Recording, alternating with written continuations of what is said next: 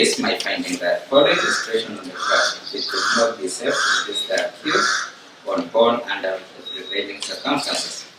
In the action, I decline to release the accused on bond at this stage.